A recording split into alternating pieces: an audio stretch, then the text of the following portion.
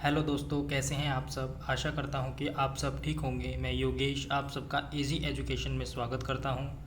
आज के विषय को शुरू करने से पहले आप सबसे अनुरोध है, अगर आप इस चैनल पर नए हैं तो चैनल को सब्सक्राइब करें और बेल आइकन को प्रेस करें, जिससे कि आपके पास हमारी न्यू अपडेट्स और वीडियोस आसानी से और सबसे पहले पहुंचे।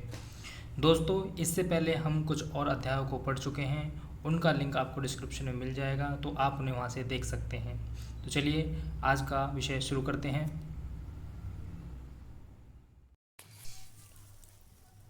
हमारा आज का जो अध्याय है वो है 16, कचरा संग्रहण एवं निपटान।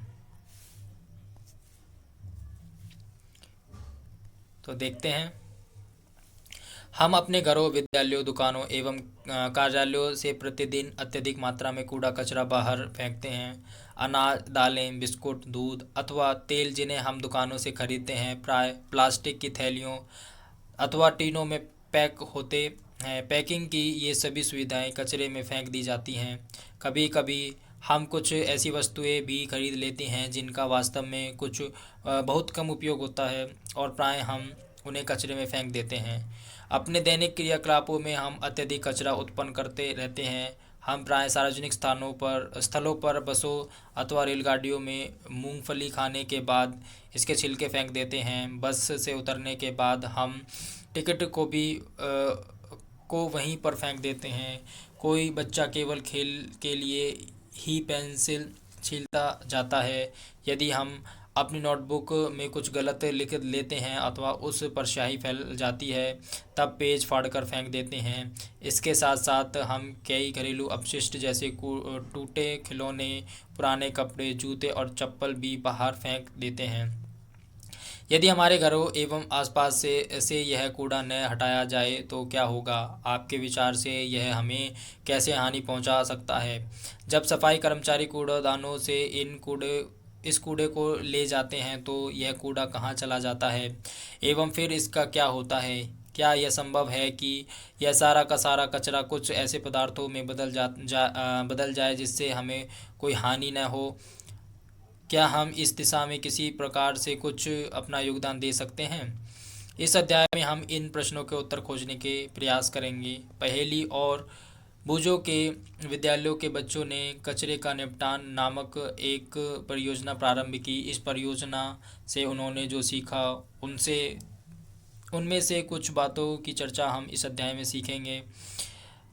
एक कदम स्वच्छता की ओर भारत के प्रधानमंत्री ने 2 अक्टूबर 2014 को स्वच्छ भारत अभियान का शुभारंभ किया। इस अभियान का लक्ष्य 2 अक्टूबर 2019 तक खुले में शौच से मुक्त भारत का निर्माण करना है। कचरे का निपटान। सफाई कर्मचारी कूड़ा एकत्र करके टैंकों द्वारा निचले खुले क्षेत्रों में, जहां गहरे गड्ढे गर्त होते हैं, ले जाते हैं। इन खुले क्षेत्रों को भराव क्षेत्र कहते हैं। वहाँ कचरे के उस भाग को जिसका पुनः उपयोग किया जा सकता है उसी रूप में उपयोग न किए जा सकने वाले कचरे से पृथक पृथक किया जाता है। इस प्रकार कचरे में उपयोगी और अनुपयोगी दोनों अवयव होते हैं। अनुपयोगी अवयवों को पृथक कर लेते हैं और फिर उसे भराव क्षेत्र में फैलाकर मिट्टी की परत से ढक देते हैं। जब यह भराव क्षेत्र पूरी तरह से भर जाता है तब प्राय इस पर पार्क अथवा खेल का मैदान बना देते हैं। लगभग अगले 20 वर्षों तक इस पर कोई भवन निर्माण नहीं किया जाता। कचरे के उपयोगी अवयव के निपटान के लिए भराव क्षेत्रों के पास कंपोस्ट बनाने वाले क्षेत्र विकसित किए जाते हैं। कंपोस्ट क्या है? आइए इसे निम्नलिखित क्रियाकलापों द्वारा सीखें। पहली यह जानने को उत्सुक है कि कचरा उपयोगी कैसे हो सकता है, फिर इसे फेंका ही क्यों जाता है? क्या इस कूड़े कचरे में कुछ ऐसा भी है जो वास्तव में कचरा ही नहीं है? क्रियाकलाप 1, अपने घर के कचरे को कूड़ेदान में फेंकने से पूर्व किसी स्थान पर एकत्र कीजिए। फिर इसे 2 समूहों में इस प्रकार पृथक कीजिए कि उनमें इस प्रकार की वस्तुएं हों। समूह 1, रसोई घर का कचरा जैसे फल एवं सब्जी के छिलके, अंडे का खोल, बचा हुआ अपशिष्ट भोजन, चाय की पत्तियां, समाचार पत्र, सूखी पत्तियां एवं कागज की थैलियां भी इसी समूह में सम्मिलित कीजिए। समूह 2, कपड़ों के टुकड़े, पॉलीथीन की थैलियाँ, टूटा कांच, एल्यूमीनियम के रैपर्स, कीले पुराने जूते एवं टूटे खिलौने। अब प्रत्येक समूह के कचरे को दो पृथक ढेरियों में बांटिए तथा इन्हें ए, बी, सी एवं डी में से नामांकित कीजिए। इनमें से प्रत्येक समूह की एक एक ढेरी को प्लास्टिक की दो पृथक थैलियों में भरकर इनके मुंह कसकर बांध दीजिए। मैदान में 4 गड्ढे खोदकर प्लास्टिक की थैलियों और दूसरी ढेरियों को पृथक पृथक गड्ढे में डालकर इन्हें मिट्टी से ढक दीजिए। चित्र 16.2 ये देखिए। आप कचरे के इन ढेरों को दबाने के लिए 4 गमले भी ले सकते हैं। 4 दिन के पश्चात कचरे के ऊपर से मिट्टी हटाकर कचरे में हुए परिवर्तन को देखिए। कचरे का काला हो जाना तथा उससे कोई दुर्गंध न आना यह दर्शाता है कचरे का अपूर्ण विगलन हो गया। इसे पुनः मिट्टी में ढक दीजिए। इसी प्रकार दो दो दिनों के अंतर पर इनका अवलोकन करके अपने प्रेक्षणों को सुझाए अनुसार नोट कीजिए। क्या कचरा पूर्णतः विगलित है एवं उससे दुर्गंध नहीं आती? आंशिक रूप से विगलित है, लगभग पूर्णतः विगलित है, परंतु अभी भी दुर्गंध आ रही है। कोई परिवर्तन नहीं हुआ। किस ढेर के कचरे का विगलन हुआ और किसका नहीं हुआ? अपने प्रेक्षणों के आधार पर सारणी 16.1 के कॉलमों में अपने विकल्पों 1, 2, 3 या 4 को भरिए। तो ये आपकी सारणी, इसमें आप ये प्रयोग करके देख सकते हैं। यदि आपने कुछ और प्रेक्षण भी किए हों तो उन्हें भी अपनी नोटबुक में लिखना न भूलें। जो कचरा विगलित नहीं हो पाया है उसे जलाइए अथवा फेंकिए नहीं।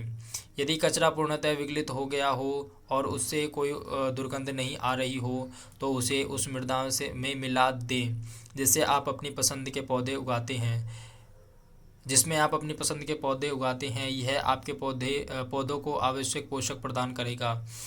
आपने इस क्रियाकलाप में यह परीक्षण किया होगा कि कचरे की कुछ चीज़ें विगलित होती हैं जिनसे खाद बनती है जिसका प्रयोग पौधों के लिए किया जाता है। कुछ पदार्थों के विगलित और खाद में परिवर्तित होने की प्रक्रिया को कंपोस्टिंग कहते हैं। कुछ शहरों तथा नगरों में नगरपालिकाएं 2 प्रकार के कचरे को एकत्र करने के लिए 2 पृथक कूड़ेदान प्रदान करती है। प्राय एक का रंग नीला तथा दूसरे का रंग हरा होता है। नीले कूड़ेदान में पुनः उपयोग किए जा सकने वाले पदार्थ डाले जाते हैं जबकि प्लास्टिक, धातुएं तथा कांच जाते हैं, जैसे प्लास्टिक, धातुएं तथा कांच। क्या आपने यह ध्यान दिया कि ये वही पदार्थ हैं जो कूड़े के ढेर में विगलित नहीं हुए थे? हरे कूड़ेदान रसोई तथा अन्य पदार्थ अथवा जंतु अपशिष्टों को एकत्रित करने के लिए होते हैं। आपने यह नोट किया होगा कि इस प्रकार के अपशिष्ट मिट्टी में दबाने पर पूर्णतः विगलित हो जाते हैं। अब तो आप समझ ही गए होंगे कि क्रियाकलाप 1 में किए गए अनुसार कचरे को फेंकने से पहले उसे 2 समूह में पृथक करना क्यों आवश्यक है। क्या आपने सड़कों के किनारे सूखी पत्तियों के कचरे के ढेरे देखे हैं? बहुधा इन्हें जला देते हैं। प्राय किसान भी कटाई के पश्चात खेतों में सूखी पत्तियां, फसली पादपों के अपशिष्ट तथा भूसे जैसी अपशिष्टों को जलाते रहे हैं। इन्हें जलाने पर स्वास्थ्य के लिए हानिकारक गैसें तथा धुआं उत्पन्न होता है। हमें इस पद्धति को समाप्त करने का प्रयास करना चाहिए। इन अपशिष्टों को उपयोगी कंपोस्ट में परिवर्तित किया जा सकता है। कचरे का निपटान परियोजना की अवधि में पहेली एवं बूझों द्वारा नोट किए गए प्रेक्षण एवं विचार इस प्रकार हैं।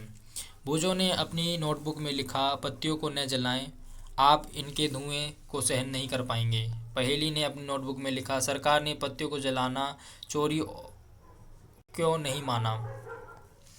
वास्तव में चोरी नहीं, उसका अभिप्राय गैर कानूनी अथवा अपराध से था। वह चाहती थी कि सरकार पत्तियों और दूसरे पादप अपशिष्टों को जलाने से रोकने के लिए कानून बनाए। वर्मी कंपोस्टिंग, हम पौधों को कंपोस्ट देकर उनके मित्र बन सकते हैं। कंपोस्ट बनाकर हम स्वयं अपने भी बहुत अच्छे मित्र बन जाएंगे। मित्रों के विषय में बात करते समय क्या आप यह जानते हैं कि केंचुआ किसानों के मित्र कहे जाते हैं? आइए यह पता लगाएं कि केंचुए की एक प्रजाति लाल केंचुआ कंपोस्टिंग में कैसे उपयोगी होता है। लाल केंचुओं की सहायता से कंपोस्ट बनाने की इस विधि को वर्मी कंपोस्टिंग अथवा कृमिक कंपोस्टिंग कहते हैं।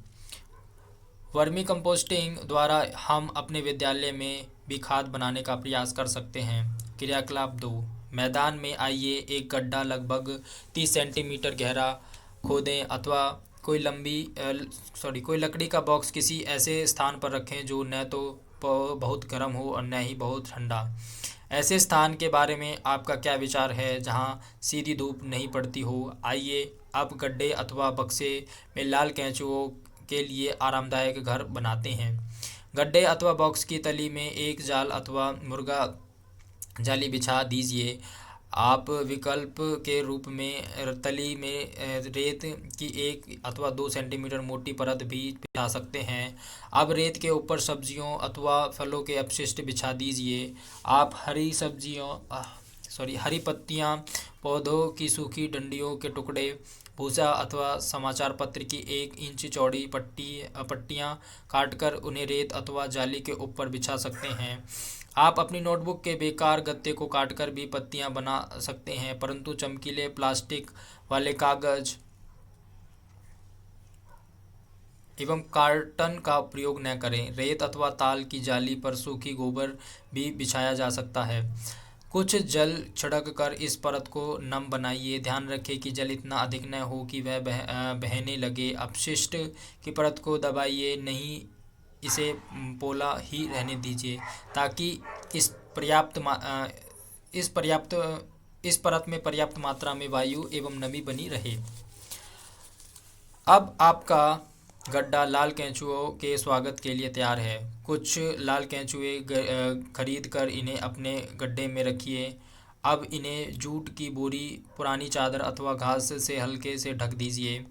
आपके लाल केंचुओं को भोजन चाहिए। आप इन्हें फल तथा सब्जियों के अपशिष्ट, कॉफ़ी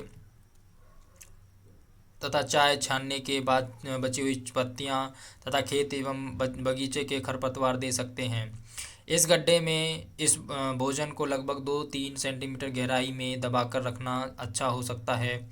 नमक, अचार, तेल, सिरका, मांस एवं दूध से निर्मित अपशिष्ट पदार्थ भोजन के रूप में लाल केंचुओं को न दें। इन वस्तुओं को गड्ढे में डालने से उसमें रोग कारक जीव उत्पन्न होने लगते हैं। कुछ दिनों के अंतराल वे गड्ढे के पदार्थों को धीरे धीरे मिलाते रहें तथा इसकी ऊपरी सतह को हिलाते रहें। लाल केंचुओं के दांत नहीं होते। इनमें एक विशेष संरचना होती है जिसे गिजर्ड कहते हैं, जो भोजन को पीसने में इनकी सहायता करता है। यदि आप अंडे के छिलके अथवा समुद्री शंख या सीपी का चूरा आहार के साथ मिला देंगे तो यह आहार के साथ कृमि के गिजर्ड में पहुंच जाता है और भोजन को पीसने में उसकी सहायता करता है। कोई लाल कृमि एक दिन में अपने शरीर के बाहर के बराबर आहार खा सकता है। लाल केंचुए बहुत गर्म अथवा ठंडे वातावरण में जीवित नहीं रह सकते।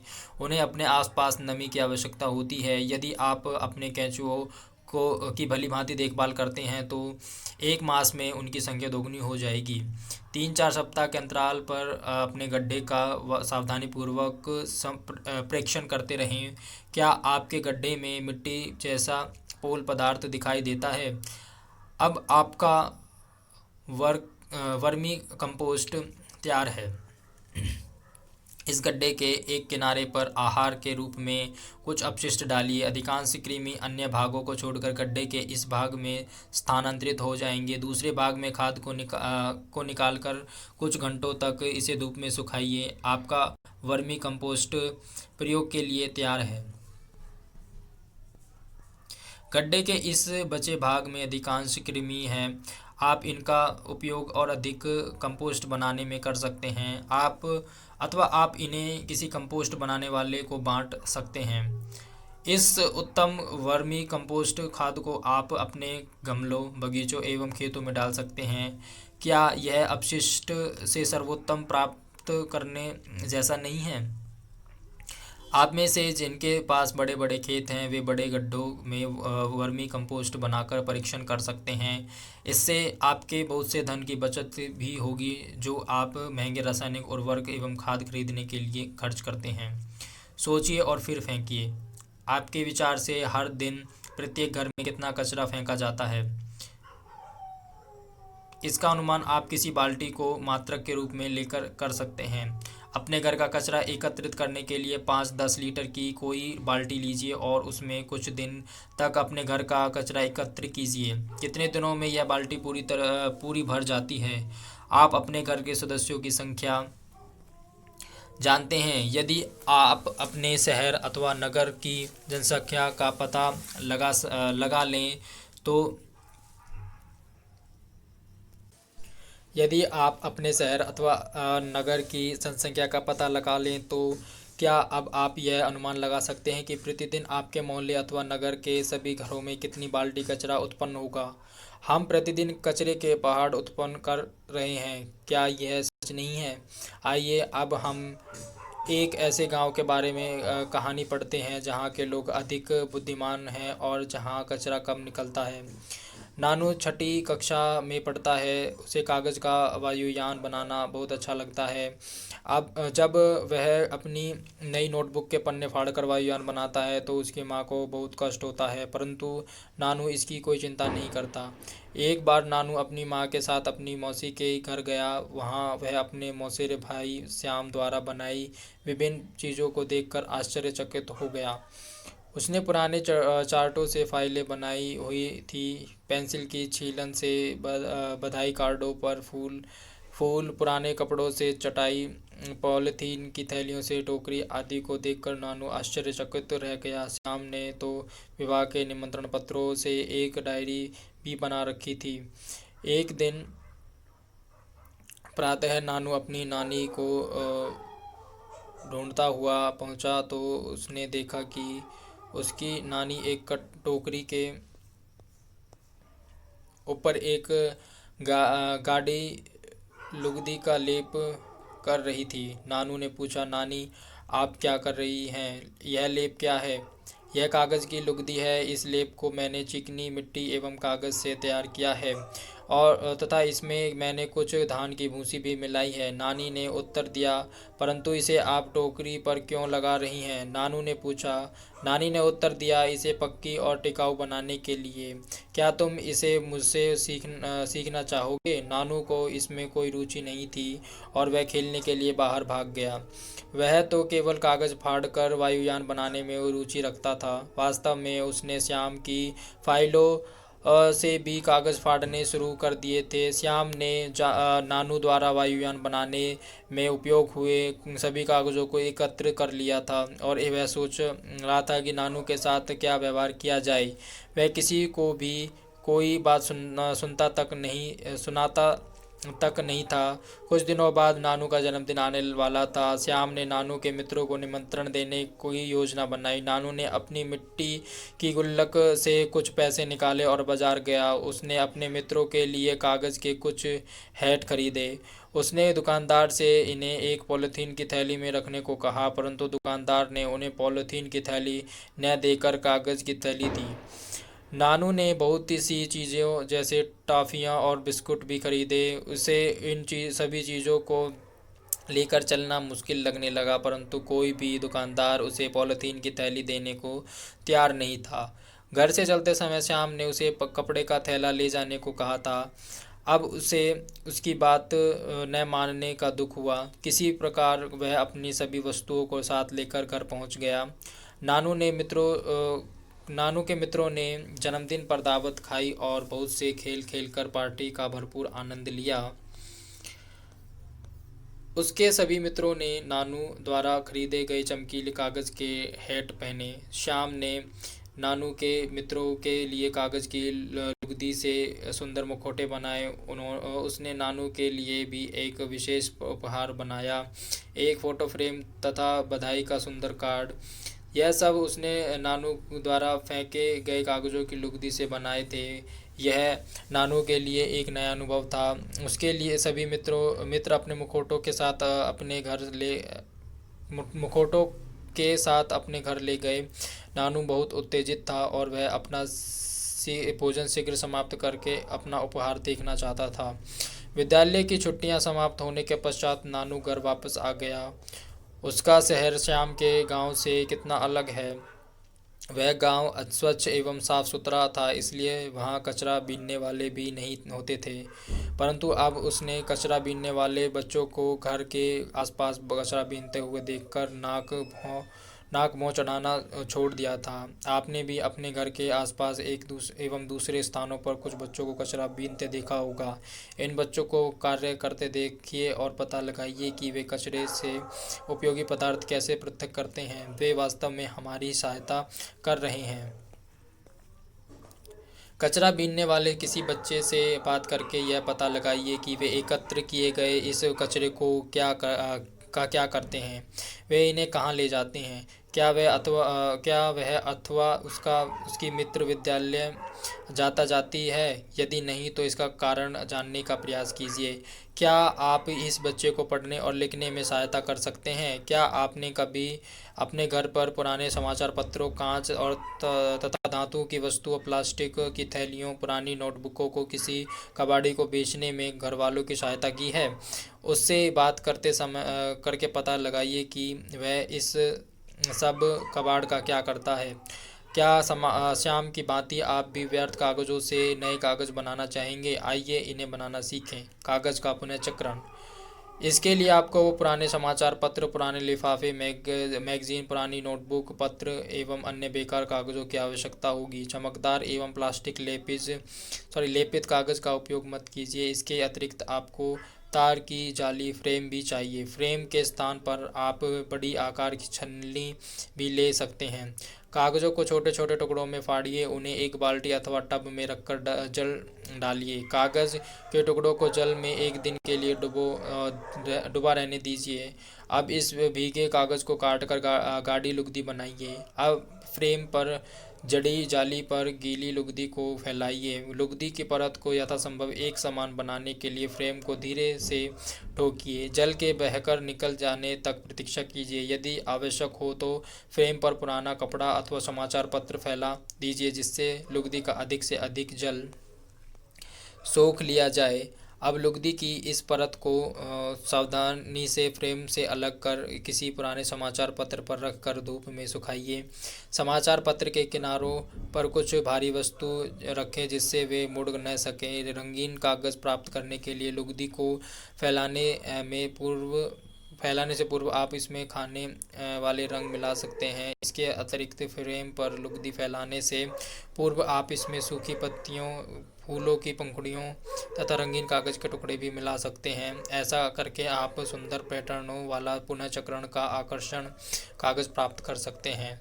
जैसे हमने कागज़ का पुनःचक्रण किया, क्या वैसे ही हम हर वस्तु का पुनःचक्रण कर सकते हैं। प्लास्टिक वरदान या अभिशाप। कुछ प्रकार के प्लास्टिकों का पुनःचक्रण किया जा सकता है, परंतु सभी प्रकार के प्लास्टिकों का पुनःचक्रण नहीं किया जा सकता। क्या आपने क्रियाकलाप 1 में यह नोट किया था कि पॉलीथीन की थैलियों एवं कुछ प्लास्टिक विगलित नहीं होते। अब आप सरलता से समझ सकते हैं कि पॉलीथीन की थैलियों का निपटान एक बड़ी समस्या क्यों है। हमें प्लास्टिक के बिना अपने जीवन की कल्पना करना कठिन हो सकता है। क्या आप प्लास्टिक से बनी कुछ ऐसी वस्तुओं के नामों की सूची बता सकते हैं जिन्हें हम उपयोग करते हैं। खिलौने, जूते, थैले, पेन, कंघे, दांत के ब्रश, बाल्टी, बोतल एवं जल पाइप। इन वस्तुओं की सूची बहुत लंबी है। क्या आप प्लास्टिक से बने बस, कार, रेडियो, टेलीविज़न, रेफ्रिजरेटर और स्कूटर के कुछ भागों के नाम बता सकते हैं। प्लास्टिक का उपयोग संभवतः स्वयं कोई विशेष समस्या उत्पन्न नहीं करता। समस्या तब उत्पन्न होती है जब हम उसका अधिक उपयोग करते हैं तथा अपशिष्ट प्लास्टिक के निपटान से अनजान होकर उसकी उपेक्षा करते हैं। आज हमारे चारों ओर यही हो रहा है, यद्यपि हम इसके दुष्प्रभावों से परिचित हैं। फिर भी हो सकता है कि हम अपने उत्तरदायित्वों को नहीं समझ पा रहे हैं। हम प्रायः प्लास्टिक की थैलियों का उपयोग पके हुए भोजन के संग्रहण के लिए करते हैं। प्रायः ये थैलियाँ खाने की वस्तुओं को रखने योग्य नहीं होती हैं। थैलियों में पैक किए गए भोजन को खाना हमारे स्वास्थ्य के लिए हानिकारक हो सकता है।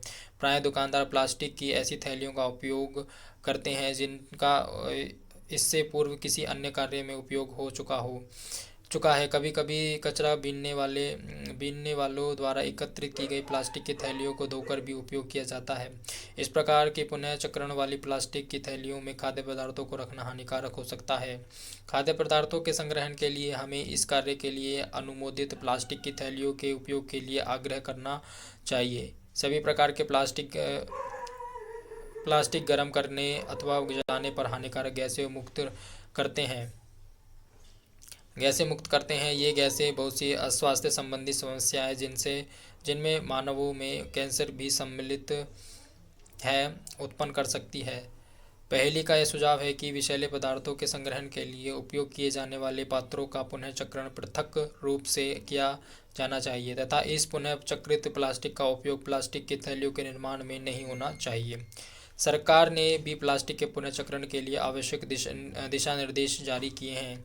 आपने देखा होगा कि लोग प्रायः अपने घर के कचरे को प्लास्टिक की थैलियों में भरकर बाहर फेंक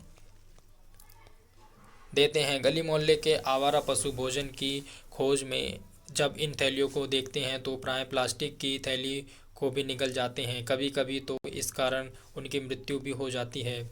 सड़कों तथा अन्य स्थानों पर सावधानीपूर्वक फेंकी गई ये प्लास्टिक की थैलियाँ बहुधा बहकर नालों अथवा सीवर प्रणाली में पहुँच जाती हैं।